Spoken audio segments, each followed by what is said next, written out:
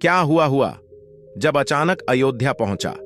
सैकड़ों नागों का झुंड, इनका संबंध नागलोक से बताया जा रहा है।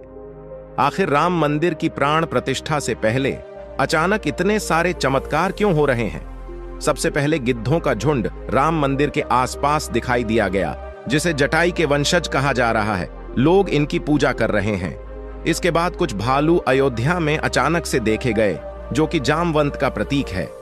लेकिन अब एक ऐसा चमत्कार देखने को मिल रहा है जो अयोध्या के लोगों के लिए ही खतरा साबित हो रहा है। आज की वीडियो में बहुत बड़े रहस्य से पर्दा उठने वाला है, तो आपसे निवेदन है कि वीडियो में अंत तक बने रहे। वीडियो को लाइक करें, चैनल को सब्सक्राइब करें और कमेंट में जय श्री राम जरूर लिखें। तो दोस्तों, आखिर राम जी का नागों के साथ क्या संबंध है?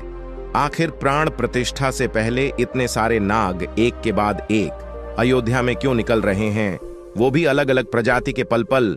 आगे बढ़ने से पहले अगर आप भी एक सच्चे सनातनी हैं तो इस वीडियो को लाइक करके कमेंट बॉक्स में जय श्री राम राम जरूर लिखें। 22 जनवरी सोमवार के दिन अयोध्या के नवनिर्मित राम मंदिर में होने जा रही रामलल्ला की प्राण प्रतिष्ठा का सभी देशवासियों को बेसब्री से इंतजार है।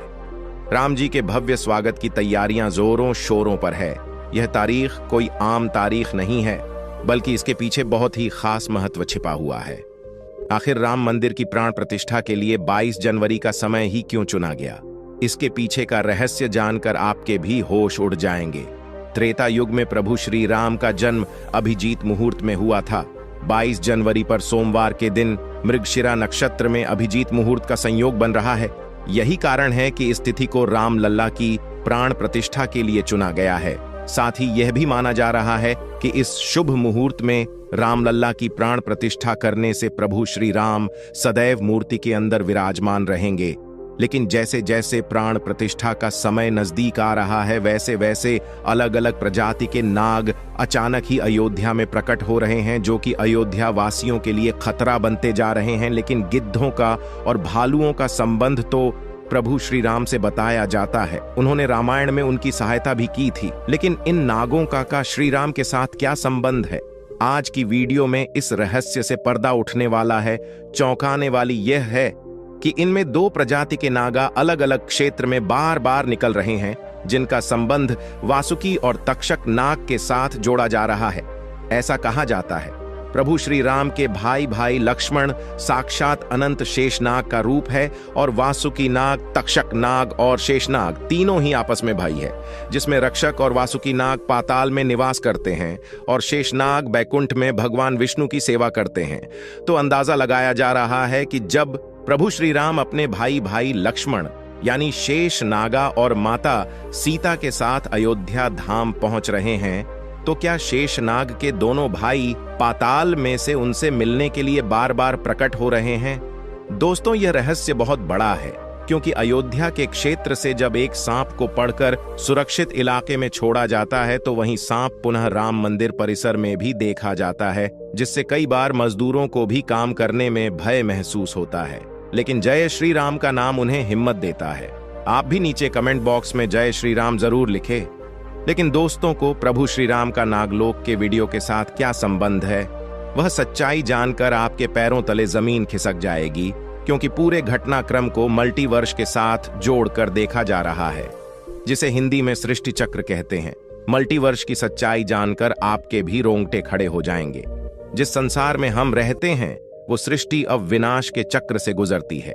इस संसार के प्रत्येक सृष्टि चक्र को एक गलत कहा जाता है। हर कल्प के 4 योग गुरु या 4 भाग होते हैं। दूसरे भाग या त्रेता युग में राम अयोध्या में जन्म लेते हैं और रामायण करके फिर से बैकुंठ लौट जाते हैं। यानी कि अगर आप इस पृथ्वी पर अपना जीवन यापन कर रहे हैं, आप जो घटनाक्रम कर रहे हैं, वहीं बराबर घटनाएं किसी और यूनिवर्स या कल्प में आपके ही रूप के साथ पुनः होने वाली है या फिर हो चुकी है। आगे मल्टीवर्स की सच्चाई को साबित करने के लिए एक ऐसी पौराणिक घटना आपको बताएंगे, जिसे जानने के बाद आपको भी मल्टीवर्स की सच्चाई पर यकीन होने लगेगा। इस दुनिया में केवल 3 विद्वानों को मल्टी को देखने की और उनमें जीने की, टाइम ट्रैवल करने की इजाजत मिल गई है, जिसमें पहले है वासुकी नाग, दूसरे हैं तक्षक नाग और तीसरे हैं काकभुशुंडी दे तक्षक और वासुकी नाग के बारे में हम आपको बता चुके हैं। लेकिन सवाल उठता है, आखिर काकभुशुंडी कौन है और आखिर इन्हें प्रभु श्री राम ने अमर कैसे बनाया? वेदों और पुराणों के अनुसार काकभुशुंडी ने 11 रामायण और 16 महाभारत देखी है। वह कल्प के अंत तक अपने शाश्वत स्वरूप में जीवित रहेंगे। भगवान राम ने ही काकभुशुंडी को अमर बनाया था।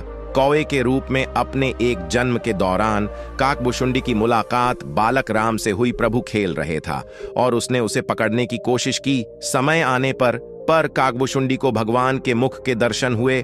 बालक राम के मुख में आकाश गंगाओं हुआ और ब्रह्मांड को देखने के बाद काकभुशुंडी ने भगवान राम से दूर और नाक बंद कर दिया गया और उनके पास लौट आएगा। काकभुशुंडी ने भगवान राम को पहचानने के लिए क्षमा मांगी। भगवान ने उन्हें डिब्बे में गांधी और काकभुशुंडी से उनकी इच्छा पूछी। काकभुशुंडी ने कहा कि वह भगवान राम के प्रति अपनी भक्ति हमेशा हमेशा के लिए करना चाहते हैं।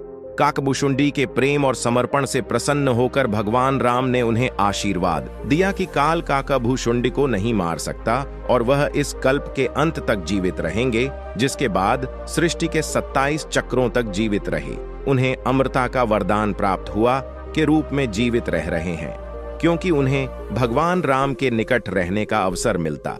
जब भी हम भगवान राम का जन्म होता है रहा है, वह अयोध्या जाते हैं और भगवान राम को एक बच्चे के रूप में बड़े होते और खेलते हुए देखते हैं। यह भी हो सकता है रहा है काकभुशुंडी अयोध्या में भी हाल फिलहाल मौजूद हो और राम मंदिर के निर्माण कार्य को अपनी आंखों से देख रहे हैं। यानी कि यह तीनों विद्वान अपनी मर्जी से किसी विकल्प कल यानी यूनिवर्स में जा सकते हैं, टाइम ट्रैवल कर सकते हैं और अयोध्या में अचानक से नागों का पाया जाना, वह भी राम मंदिर प्राण प्रतिष्ठा से पहले, तो इनका संबंध भी वासुकी और तक्षक नाग से लगाना गलत नहीं होगा। इन नागों के दर्शन मात्र से भक्तों का उद्धार हो जाता है। लेकिन कई लोग होंगे जो अभी भी मल्टीवर्स यानी सृष्टि चक्र को मानने को तैयार नहीं होंगे। लेकिन आगे हम एक ऐसी सच्ची कहानी आपको बताने जा रहे हैं जिसका संबंध रामायण से जुड़ा है और इसे जानकर आपको विश्वास हो आएगा कि मल्टीवर्स वास्तव में होता है। जिस तरह दुनिया में आने वाला हर इंसान की मृत्यु निश्चित होती है, उसी तरह इंसान रूप में जन्म लेने वाले भगवान के अवतारों का भी आप इस धरती पर एक निश्चित समय है। वो समय होने के बाद उन्हें भी अपने प्राण त्याग करके अपने लोक वापस लौटना पड़ा था। उसी प्रकार का भगवान श्री राम भी इस लोक को छोड़कर वापस विष्णु लोक गए। भगवान श्री राम की मृत्यु में सबसे बड़ी बाधा उनके प्रिय भक्त हनुमान थे, क्योंकि हनुमान के होते हुए यम की इतनी हिम्मत नहीं थी कि वो राम के पास पहुंच चुके। लेकिन स्वयं श्री राम से इसका जो हल निकाला वह मल्टीवर्स यानी सृष्टि चक्र के साथ जुड़ा हुआ है। एक दिन राम जान गए कि उनकी मृत्यु का समय हो गया था। वह जानते थे कि जो जन्म लेता है उसे मरना पड़ता है। उन्होंने कहा कि यम को मुझ तक आने दो, मेरे लिए बैकुंठ मेरे स्वर्गीय धाम जाने का समय आ गया है। लेकिन मृत्यु के देवता यम अयोध्या में प्रवेश करने से डरते थे, क्योंकि उनको राम के परम भक्त और उनके महल के मुख्य प्रहरी हनुमान से भय लगता था। यम के प्रवेश के लिए हनुमान को हटाना जरूरी था, इसलिए राम ने अपनी अंगूठी को महल के फर्श पर एक छेद में से गिरा दिया और हनुमान से इसे खोज कर लाने के लिए कहा। हनुमान ने स्वयं का स्वरूप छोटा करते हुए बिल्कुल भंवरे जैसा आकार बना लिया और केवल उस अंगूठी को ढूंढने के लिए छेद में प्रवेश कर जाए। वो छेद है केवल छेद नहीं था, बल्कि एक सुरंग का रास्ता था जो सांपों के नगर नागलोक तक जाता था। हनुमान नागों के राजा वासुकी से मिले और अपने आने का कारण बताया। बासु हनुमान को नागलोक के मध्य में ले गए, जहां अंगूठियों का पहाड़ जैसा ढेर लगा हुआ था। वासुकी ने कहा, यहां आपको राम की अंगूठी अवश्य ही मिल जाएगा। हनुमान सोच में पड़ गए कि वह कैसे उसे ढूंढ पाएंगे, क्योंकि यह तो भूसे में सुई ढूंढने जैसा था। लेकिन सौभाग्य से जो पहली अंगूठी उन्होंने उठाई आई वो राम की अंगूठी थी। आश्चर्यजनक रूप से दूसरी भी अंगूठी जो उन्होंने उठाई भाई, वह भी राम की ही अंगूठी थी। वास्तव में वह सारी अंगूठी जो उस ढेर में थी सब एक ही जैसी थी। इसका क्या मतलब है? वह सोच में पड़ गए। वासुकी नाग वाले बाद जिस संसार में हम रहते हैं वह शुरू भी होता है और प्रलय के साथ उसका अंत भी हो जाता है।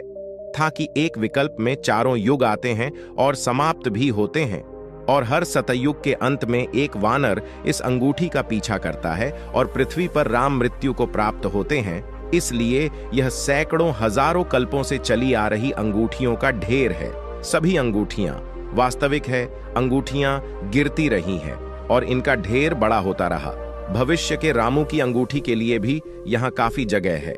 हनुमान जान गए कि उनका नाग लोक में प्रवेश और अंगूठियों के पर्वत से साक्षात कोई आकस्मिक घटना नहीं थी।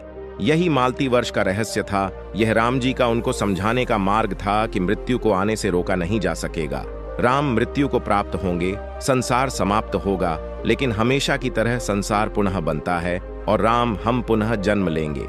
इस घटना के बाद प्रभु श्री राम सरयू नदी में समाहित हो गए। उनके साथ अयोध्या का एक एक वासी भी सरयू नदी में समाहित हो गए। यहाँ तक कि कीट पतंगे और अयोध्या के पशु पक्षी भी सरयू नदी में समाहित हो गए। ऐसा कहा जाता है अयोध्या में जितने भी रहीवासी रह रहे थे वह सभी देवी देवताओं के ही अंश थे, जो प्रभु श्री राम की लीला को अपनी आंखों से देखने के लिए अयोध्या में रहवासियों की तरह रह रहे थे। जब रामायण काल पूरा हुआ तो वह भी प्रभु श्री राम के साथ अपने अपने धाम लौटकर मात्र अयोध्या का भूभाग ही बच गया और वर्षों तक यह भूमि यूं ही बड़ी रही है। बाद में श्री राम के पुत्र महाराज कुश ने अयोध्या को फिर से बसाया। इसका वर्णन कालिदास का ग्रंथ रघुवंश में मिलने की बात कही जाती है। रामायण के अनुसार कुछ ने ही सर्वप्रथम पत्थरों के खंभों वाले मंदिर का अपने पिता श्री राम की पूजा जन्मभूमि पर निर्माण करवाया। वहीं जैन परंपराओं के मुताबिक में अयोध्या को राष्ट्रपति ने फिर से बसाया था। भविष्य पुराण के अनुसार उज्जैन से महाराज विक्रमादित्य ने ईसा पूर्व में एक बार फिर से दूसरी बार उजड़ चुकी अयोध्या का निर्माण करवाया। धार्मिक ग्रंथों के अनुसार उन्होंने अयोध्या में सरयू नदी के लक्ष्मण घाट को आधार बनाकर 360 मंदिरों का निर्माण करवाया था। वे भगवान विष्णु के परम भक्त थे और इसीलिए उन्होंने ही श्री राम जन्मभूमि पर एक भव्य मंदिर का निर्माण करवाया था। हिंदू पक्ष का दावा रहा है कि बाबर से पहले भी धारा 133 में मुस्लिम आक्रमणकारी सालार मसूद ने जन्मभूमि मंदिर को ध्वस्त कर दिया था। अयोध्या में राम जन्मभूमि मंदिर पर विवाद कहानी की 1528 से शुरू हुई हिंदुओं का दावा रहा है कि मुगल आक्रमणकारी बाबर ने उस पवित्र जगह को तोड़कर उस पर मस्जिद का निर्माण करवा दिया। अयोध्या राम जन्मभूमि बाबरी मस्जिद विवाद पर अपना ऐतिहासिक फैसला देते समय में सुप्रीम कोर्ट ने उनसे ग्रंथों को भी अहम सबूत माना है, जिसके मुताबिक आलेख सिख धर्म के संस्थापक गुरु नानक देव जी आक्रमणकारी बाबर के भारत आने से पहले ही भगवान राम की जन्मभूमि के दर्शन के लिए अयोध्या पहुंचे थे। गुरु नानक देव जी 1510 से 1511 के बीच अयोध्या आए थे, जबकि बाबरी मस्जिद 1528 में बनाई गई थी। इतिहासकारों के अनुसार वहां पर बाबर के कहने पर उसके एक सूबेदार ने मस्जिद का निर्माण करवाया था। दिसंबर 1940 को राम जन्मभूमि मंदिर के इतिहास में एक बार से जबरदस्त मोड़ आ गया। उस दिन राम लल्ला की प्रतिमा मस्जिद के अंदर अचानक से विराजमान पाएगा। ये विवाद इतना बढ़ा कि आखिरकार तत्कालीन सरकार उस ढांचे को विवादित मानकर उस पर ताला लगवा देना पड़ा। ढांचे के अंदर नमाज रुक गई, लेकिन बाहर राम चबूतरे और परिसर के बाकी हिस्सों में पूजा अर्चना निरंतर चलती रही। 6 दिसंबर 1992 को अयोध्या में राम जन्मभूमि आंदोलन से जुड़े लाखों कार सेवक जुटे थे। उन्होंने ही उस विवादित ढांचे को ध्वस्त कर दिया। भगवान राम लल्ला ढांचे से निकलकर अस्थायी टेंट में आ गए।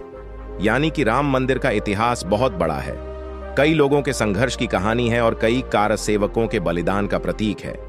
भले ही हम इस संघर्ष में भाग नहीं ले सके, लेकिन यह हमारा सौभाग्य है कि हम राम मंदिर को बनता हुआ अपनी आंखों से देख रहे हैं। अगर आज की वीडियो आपको पसंद आई हो तो सच्चे सनातनी कमेंट में जय श्री राम जरूर लिखें। वीडियो को एक लाइक करें और चैनल को सब्सक्राइब करें। जय श्री राम। धन्यवाद।